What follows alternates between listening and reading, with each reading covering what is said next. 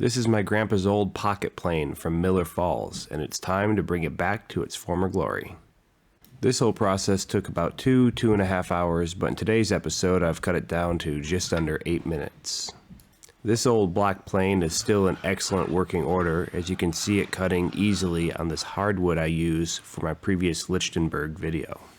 Originally I was just going to sharpen this up and put it back, but I figured it's a small enough project that I might as well strip it down and give it a fresh coat of paint.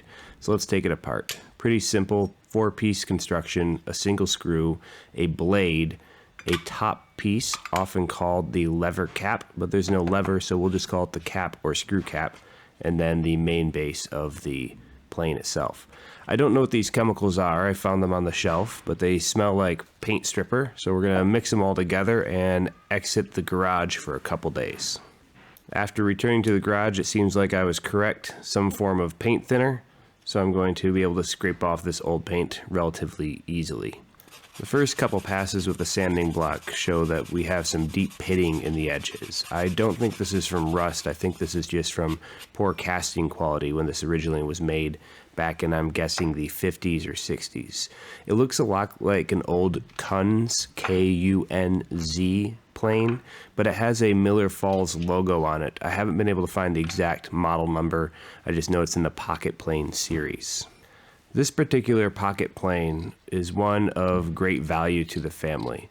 It's only a $15 or $20 tool these days, and probably only a couple of dollars when it was originally purchased. However, it's the one that my grandpa carried around for years, and it was arguably one of his favorite tools. Unfortunately, he's no longer around for us to ask him if it was one of his favorite tools, but it's one that we all remember him using on the odd surface or corner or anything that needed a quick soft edge. What I'm doing now is using a brand new sharpening stone that I got from Lehman's to smooth out the bottom side of the plane. I like using a sharpening stone for this because it keeps it extremely flat, just as you would use a stone on a mill or on a press to keep the surface flat. This would have been a faster project if I had brought my sandblaster from the States, but I've brought minimal hand tools over here to Germany for the next few years while I'm living here. So a lot of this is going to be done with little tiny files, sandpaper, and sharpening stones. I don't mind the extra work though, because this is an heirloom and it feels really nice to do it all by hand. It's quieter, it's relaxing, and allows me to really dig down into the nitty-gritty and do it properly. That being said, I could probably have gotten a better surface finish on some of these parts if I had used a sandblaster. The blade is in pretty good shape here. I take off some of the surface rust and try to put an edge using my standard hand filing technique on the stone, but I see that I am not holding a consistent bevel. Here's a close-up of the Miller Falls logo, made in USA. In order to properly fix the bevel angle, I've gone ahead and made this quick jig with a cutoff saw at about a 35-degree angle. You let the blade overhang the edge a little bit. This will maintain the same bevel as you grind on the sharpening stone. It's important to note the technique here where you push into the sharpening stone and then drag back very lightly. The sharpening is actually happening on that forward push. If you sharpen both directions, you can develop a pretty significant burr on the edge that when broken off will leave the edge dull. A hard push forward and then a light drag back and you'll have minimal burr to worry about. So you can see my bevel is now corrected, and I'm going to knock off that burr on the backside very lightly by hand. I typically sharpen all my hand planers and chisels by hand because it's easier to maintain that angle. However, this blade was just so small that I had a hard time keeping purchase. I always test my sharpness on the material that the implement was made to cut. This was meant to cut wood, so I test the sharpness on wood. I do not recommend testing the sharpness of your tools by cutting your own hair or dragging it across a fingernail or feeling with the edge of your thumb. While those techniques do work, they all involve cutting towards yourself. For this project, I'm trying out high quality nail polish as my preferred paint method. I've not done this before, but I figure I can strip it off pretty easily with some stripper or with some nail polish remover if I don't like the effect. I will admit that this was much harder than I thought. Only the black paint goes on smoothly, the rest takes multiple coats. The brush strokes were very evident. It didn't put on a very clean or consistent coat as I expect with an oil-based lacquer. I suspect this is because nail polish is designed to dry very quickly.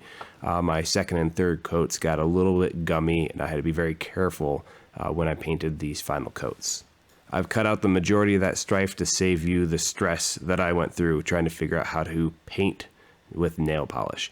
For those of you that use nail polish on a daily, weekly, monthly, or yearly basis, kudos to you. This stuff is tough to work with. I'm pretty pleased with the selection and colors though, so I may be using this in the future if the paint holds up to wear and tear. I know it may seem silly to mix things up, especially with an heirloom, and try something different, but I'm a big advocate of consistently learning and constantly learning throughout your life. If I were to use only the techniques that I was comfortable with, I may make a nicer product for this sand plane. However, I may not learn anything. I caught a break here with the black nail polish, went on really nice, a little too thick, so I had to brush it back a few times, flip it over, and spread that out in order to make sure I didn't have a globby, goopy mess that would run as I let dry. Overall, I'm pretty happy with the color scheme. That silver was supposed to be more of a gray, but it gives it a nice metallic sheen. I wanted to use something light so you could see all the contours on the inside of the plane. If I were to use black on the inside, it would blend all those contours together, and this would become very bland to look at. It's approaching the level of niceness that I do not enjoy in my tools because I'm going to hesitate to pick this up and use it. So the first time I drop this on the floor and scratch it, or I catch a nail on the edge and put a gouge into that paint job, I'm going to be relieved because this is a tool to be used and not a shelf piece. You can see this because I did not paint the bottom and I did not paint the blade, so that edge will still be nice and clean and ready to use. Assembly and adjustment went pretty well with this hand plane. However, there is no lateral adjustment, so you have to figure out if that blade is square and true to the bottom by eye or by using a small shim. I did this one by eye so I could get a good test on it, but it seems like I got it pretty close. It is far sharper than when we started, and it is far better looking than when we started. But more importantly, we've stopped that consistent rust damage that was starting to build up on this and prevented future damage. It truly was an honor to work on this and to build a piece that I can pass on to my kids and their kids and keep this generational pocket plane going. Thank you for stopping in. If you like the content, like, share, and subscribe, and we'll catch you next time.